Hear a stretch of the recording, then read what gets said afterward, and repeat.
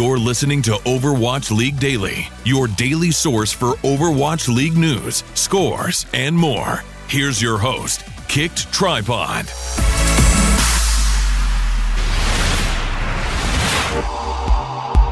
Good morning, Overwatch League fans. This is your Overwatch League Daily episode for January 31st, 2018. Today I'm joined again by Volamel. We're going to talk about some of the big topics for Week 4 of the inaugural season. Speaking of Week 4, let's go ahead and take a look at the matches we've got coming up tonight. First, we've got the Los Angeles Valiant taking on the Philadelphia Fusion at 4 p.m. Pacific time. Then we've got the Florida Mayhem taking on the Los Angeles Gladiators at 6 p.m. Pacific time. And to round out the evening, we've got the Houston Outlaws taking on the San Francisco Shock at 8 p.m. Pacific. So let's talk big picture stuff first. Out of the matches that we're going to see in Week 4, which one should we be keeping our eye on? Obviously, I think an easy one is definitely London versus Seoul. Again, that's literally a grand finals matchup in Apex. That's a grand finals matchup in the Overwatch League. That's a major final kind of matchup in the middle of the week. You're not going to get a kind of marquee like that and just kind of have just a quick slaying, just a complete rollover by the other team. I think this is going to be fairly close. What's strange is that I think the map pool in this match tends to lend itself to Seoul a little bit more than it does to London. What's strange is that London keeps trying to run, at least in the last match, they ran Hureg quite a bit and not Prophet, which did raise a lot of questionable flags for me, just because I think that, yes, you can run the Pharah, but I believe they did try to run it on Nimbani a little bit more than what I would have liked. But that's just me.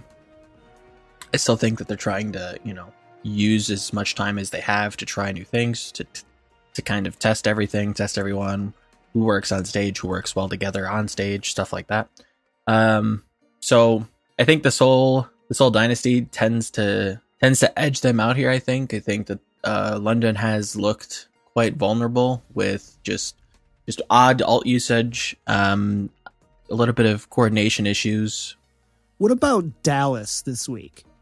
Basically, from here on out, I think Dallas is gonna be kind of an important team to keep a lookout for.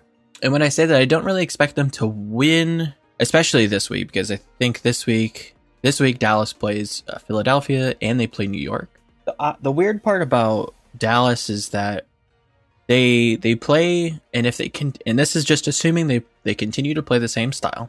They play a style that nobody in the league continuously plays on every map. So to kind of meet eye to eye with some people on a specific metaphor I would use, right? And forgive me to anybody who watches basketball and I get this completely wrong, but just hear me out. The Dallas Fuel are like an NBA team who have like 3 power forwards, right? They have an odd kind of composition of players around them that they're trying to make work, and they do kind of get it to work. It's just a little bit harder than what most teams are using majority of the time, right? It is something that isn't normally run, but it doesn't mean that it can't succeed. That being said, we have to kind of keep them as like a litmus test for what we could see in the future, number one, and we have to keep them as kind of like a spoiler for a lot of these teams, because they do run a very distinct style, a very, abusable style, mind you. But teams really have to practice with another mindset in a completely different way of kind of playing the game when they play or when they practice for the Dallas Fuel. So Philadelphia has to prepare for Dallas, and they have to basically play 4 maps in a style and maybe with a different mindset that they wouldn't normally have to do versus anybody else. So that's like double the practice. And then New York has to as well, but New York's a little bit different in the sense that I think that they're probably arguably the number 1 team right now. While they do lack a little bit of cohesion, they just kind of make up with it with just straight firepower and just kind of raw mechanics that kind of rolls over a lot of teams. But there again, You can't really sleep on Dallas's very vivid kind of style. Like their color, right, is very, very bold. Like you can abuse that, but you got to know the ins and outs of exactly how to abuse it, how to work it, how to beat it, and it's gonna really test some of these teams going forward into week 4 and week 5. So I think keep your eye on Dallas, just as like a footnote. Let's talk a little bit about Boston. Obviously, they surprised last week, taking out London, but they play two very good teams this week. They play the Valiant and they play the Gladiators. If they win both of these games, do you think that they will be the best in the West?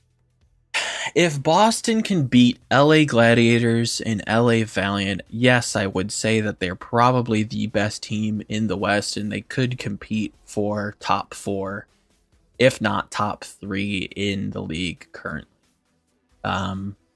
They do have some glaring tendencies, and they do have some patterns that they kind of fall into. They have these weird tropes that they want to put Casper on the Pharah. It's a little hit or miss. Majority of the time it hits, but if it misses, they tend to kind of lean on that a little bit too long for my taste. But again, that's just my 2 cents. I would keep him majority of the time on Genji for most maps. If a map like Eichenwald Point A, or let's say Oasis comes up, I think that it's completely fine to run either one.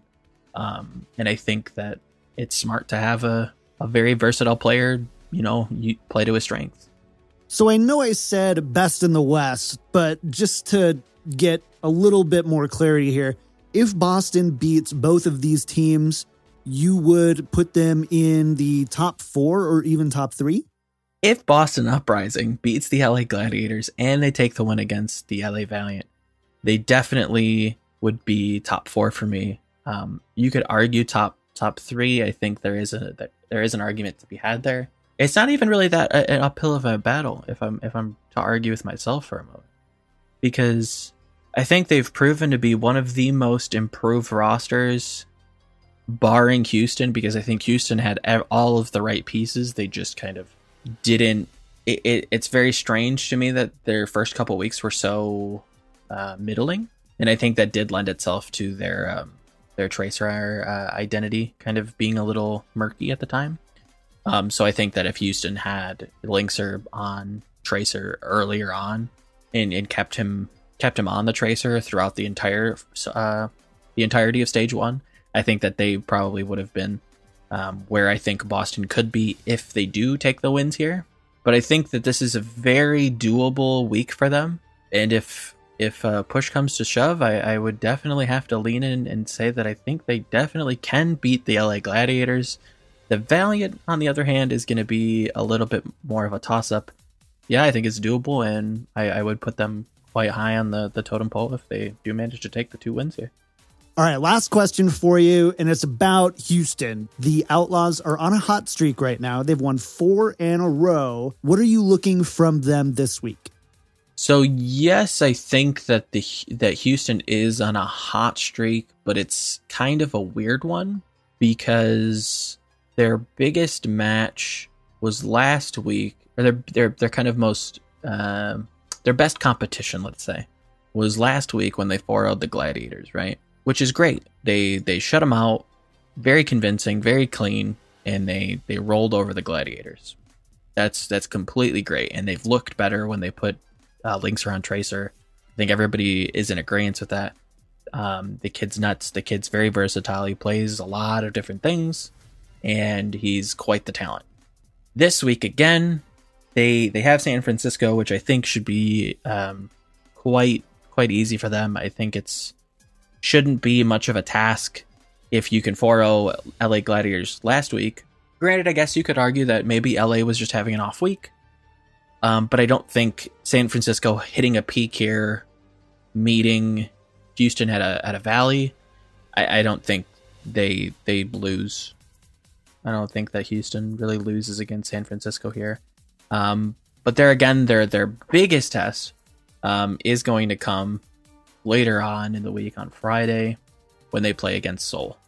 Now, if you remember correctly, they did play in the preseason, and Houston did look fairly okay against Seoul. They do have to play the maps Eichenwald, Horizon, Lunar Colony, Ilios, and Junkertown, which I don't believe these to be Seoul favored maps by any means. And here is why I believe that to be so. I'm not really sold on Seoul's execution of their kind of triple support comp on Horizon.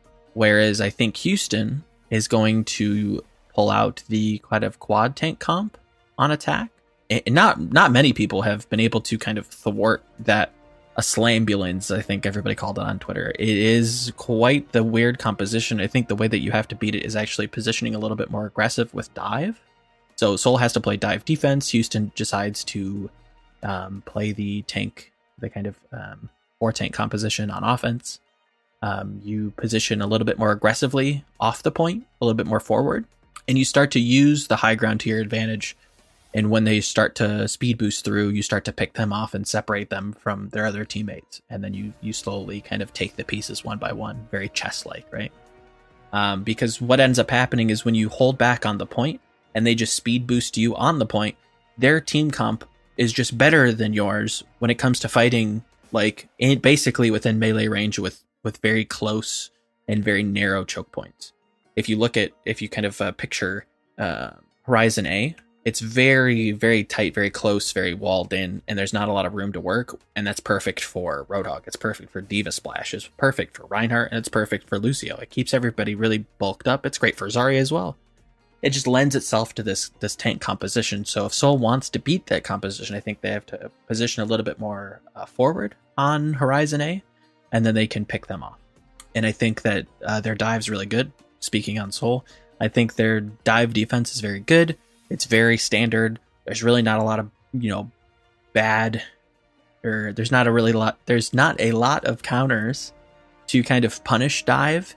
I think it's just like your standard vanilla composition that's just very good at most things, right?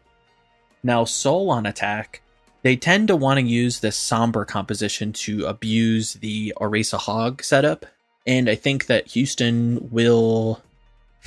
The way that the somber comp kind of works really well against the Orisa comp is the fact that the Orisa Hog kind of anti-dive setup works really well, but it's slow, right? So if Seoul just sits back and wants to grind them out and grind EMP and then dive with EMP, it could spell disaster for Houston. But there again, a lot of the time, the Orisa Hog setup tends to want to set up on the high ground. But I think I've seen Houston, if I remember correctly, and all the viewers can definitely fact check me on this. I think I remember Houston setting up on the point in the very, basically defending the windows of point A on point A, and using this anti-dive setup on the point itself to kind of combat that, because you know that Seoul wants to fight into you, so it's going to be a little bit trickier for Seoul to kind of operate around that if they do. If Houston does use the kind of Orisa Hog, Junkrat, McCree anti-dive setup that I think they will. But there again, this is completely just trying to play clairvoyant here. It's a bit hard. But these maps don't really lend themselves to Seoul too much. I mean, again, you have Junkertown. They've really kind of had a hard time. I think a lot of the Korean teams have a hard time adapting to that map. Whereas I actually do believe that Houston probably could very easily take that map, especially if they come in off of a nice run at Ilios. And I think that control, especially between these two teams, could be a lot closer than what people may expect. But yeah, I think that those are some interesting points and concepts. Hopefully that kind of get your brain juices flowing. But thanks to Volamel for stopping by on the show today. Make sure to follow him on Twitter at Volamel. Tomorrow I'm going to be joined by Pixie. We're actually going to discuss something a little bit different. We're going to discuss the limited map pool in Overwatch League, as well as the Overwatch League marathon of games and how it kind of affects teams overall. So make sure to tune in for that one tomorrow. If you like the show, You can find everything for us at overwatchleaguedaily.com. And of course, if you'd like to support, head on over to patreon.com/OWL Daily Show. Thank you so much for watching. I'll be back tomorrow with another episode of Overwatch League Daily.